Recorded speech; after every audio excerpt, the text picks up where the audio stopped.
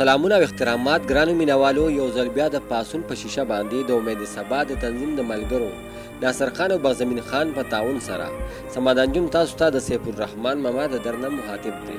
یو ځل بیا نن موږ یو وړوکی شان پیکج د سیف الرحمن ماما دی بچو له راوړی دی، لیکن زموږ مطلب تاسو ته پیکج ښودل نه دي بلکې د دې بېوسه او لاچاره ماما جان هغه بیان تاسو ته اورمه چې د الله پاک په دې دومره لوی جهان کې دی د خپلو بچو ارمان خو څوک د یو ټایم روټۍ خو هم نشي پیدا کولی. د ډېرې مودې راسي بیمار سیف الرحمن ماما وایي دا د املا د اپریشن مې کړی دی، 4 کاله وشو چې د دې نه بیا وروسته د لاس څخه مې معذور دي، څه کار نه شم کولی او دا د املا اپریشن دی، دا سپینل کارډ ورته وایي که څه ورته وایي. مخکې به دې څه کار کوم؟ مخکې مې دیاړي کوله. د دیاړۍ نه پس د بیماري در باندې راغله، د هغې نه پس د کور دغسې وخت څنګه تېرېږي؟ دا دا دی چې غریبوالی دی نو څه دی، خو بچي د تعلیم نه ووته او زما پې وس نه راتله. ډاکټران درته څه وایي؟ ډاکټران خو اوس راته بله بیماري لیکلې ده، په هغې زما وس نه راځي که نه. بیمارۍ باندې تقریبا څو روپۍ راځي؟ په دې شته خو دغه 50-50 روپۍ لیکدلي په یوې وخت، اوس یې بله ته لیکلې ده کړې ده، فیس ورکړی ډاکټر، خو صرف اوس کول غواړي د هغې پیسې راسره نشته. ستا د ذهن تل دم لږ ګران وي، د دې لپاره څه کوئ؟ جدا خلکو ته بیا وینا کوو، دا حاجي صاحب بیا راځي او اکثر دی مونږ ویسي دغه تعاون دی کوي، نو نور څه خو دي چې هلته په دغه خو نه شم تللی. د بچو دپاره څه سوچ لري وکړم؟ د بچي خو زمانه تعلیم نه ووته، نو اوس په زه څه سوچ وکړم؟ دغه سوچ دی چې هغه خو 4 کاله زما وشو، که سرکاري سبق ورته وایي نو پنسل او دا سپلې او پیزار خو اخیسته غواړي که نه.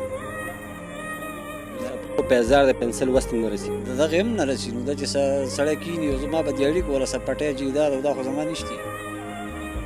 پاشون ټي وي باندې وکتو د دوی د پروګرامونه، نو ما ته پته ولګېده چې دلته کې دوی دا د نیکۍ دا کارونه کوي، خلکو سره امدادونه کوي، نور خلک پې شتمن خلک پې خبروي.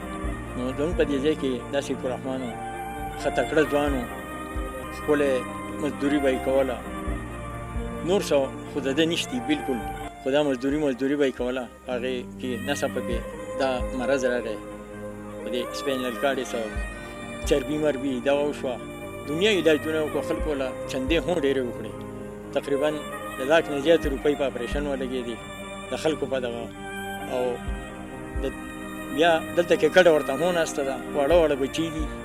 نو زه ډېره شکریه د دې پاڅون والا دا کومه چې زموږ په معمولي وینا باندې هغه دلته رالو او د غره د سر ته راوخاتو. امید سبا تنظیم چې کوم دوه ملګري دي ناصر اقبال او د بغزمین، د دوی ډېره شکریه ادا کوم چې دوی لکه بهر په دغه کې مزدوري کوي او د هغې پیسې دلته د غریبانو خلکو سره خپله مرسته او تعاون کوي. نو زموږ په دې علاقه کې دلته کې دا کوم غریب سړی یو دا سیف الرحمن چې دی نو د سره خو دلته کې عوام هم خپل هغه دغه کوي، لکه خو په دې باندې نه کېږي. نو زموږ حکومت ته دا لکه درخواست دی چې که د هغو څه عشر یا څه زکات یا څه کېږي چې هغه دوی د ده سره لکه مرسته وشي، او ځکه د کړه ده او بچي دي. ګرانو مینوالو، تاسو د علاقې د ناظم صاحب او د حاجي صاحب خبرې ترې واورېدې، چونکې دا یو غریب انسان دی او څنګه چې زموږ د امید سبا تنظیم چې کوم ملګري دي، څنګه چې هغوی خپل مددونه کوي، هغوی خپل وسونه کوي، د هغوی چې کوم وس کېږي، که هغه کیلو دی، پاو دی، سیر دی، د هغوی چې څه وس کېږي، نو هغوی حق خپل وس مطابق لګیا دي او د خپلو غریبو خلکو سره مددونه کوي.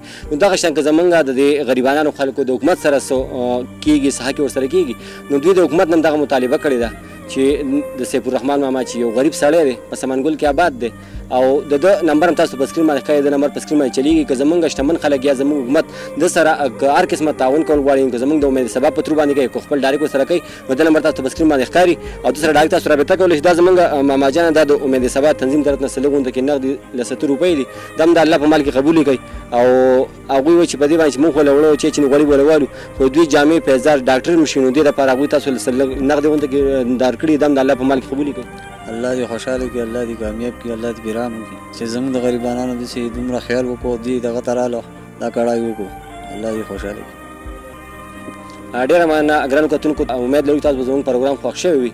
تر دې پروګرام پورې خپل کوربا سمندر جمله اجازه ورکړئ، په لوی الله مو سپارم، د الله په امان.